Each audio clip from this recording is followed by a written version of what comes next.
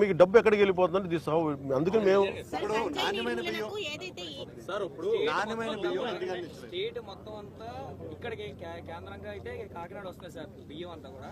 అయితే రేషన్ బియ్యం అంతా స్టేట్ నుంచి వస్తుంది సార్. ఇక్కడ ఒక్క చోటే దాడి జరుగుతుంది, ఇక్కడ ఒక్క చోట కొన్ని రోజులు ఆపుతున్నారు, మళ్ళీ కంటిన్యూ అవుతుంది. కానీ ఈ రైస్ అంతా కూడా స్టేట్ మొత్తం నుంచి వస్తుంది సార్. అది కాదు మీరు ఫాలో అవడం లేదు. దాడులు ప్రతి జిల్లాలో చేస్తున్నాం, ప్రతి రోజు చేస్తున్నాం. డిప్యూటీ గారు చెప్పినట్టు అంటే 60,000 మెట్రిక్ టన్నులు ఇప్పటివరకు సీజ్ చేశాం. గతంలో ఎప్పుడు లేదు ఇటువంటి కార్యక్రమం. This has become a hub for export. మరి ఎక్కడి నుంచి మేజర్ తెలంగాణలో చేసినా కానీ మీరు అన్నట్టుగా తెలంగాణకి సీపోర్ట్ ఏం లేదు కదా, ఇక్కడికి రావాలి కదా.